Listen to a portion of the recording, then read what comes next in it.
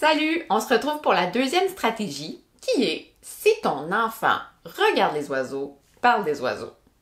Autrement dit, suis son intérêt.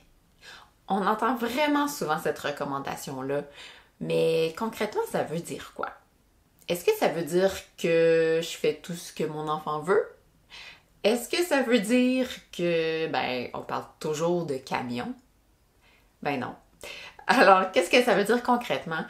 Ça veut dire de parler de ce qui est dans l'intérêt de l'enfant là, maintenant. Hein? Donc, de suivre ses intérêts dans l'activité, mais ça veut dire de parler de ce qu'il est en train de vivre, parler de ce qu'il est en train de manipuler, vraiment de parler de ce qui se passe là maintenant pour vraiment encourager sa curiosité, encourager son intérêt dans l'interaction. Donc, ce que ça peut vouloir dire, par exemple, c'est que tu peux parler du jouet que l'enfant est en train de manipuler. Tu peux parler de l'émotion qu'il est en train de vivre. Tu peux parler aussi de ce qui se passe dans l'histoire que vous êtes en train de partager ensemble.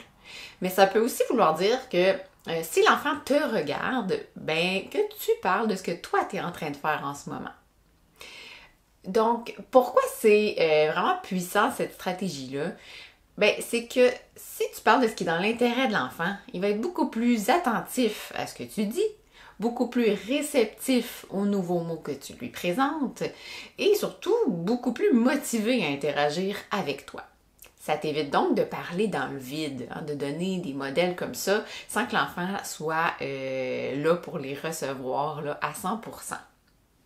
Et si tu maximises, tu combines cette stratégie-là à la première stratégie dont on a parlé, qui est de laisser le temps à l'enfant, tu es beaucoup plus outillé pour bien observer et comprendre c'est quoi les intérêts de ton enfant et de bien les suivre. Alors, je t'invite à continuer ton visionnement pour qu'on puisse aller découvrir ensemble la troisième stratégie où je vais t'apprendre en fait à devenir un petit Joe connaissant.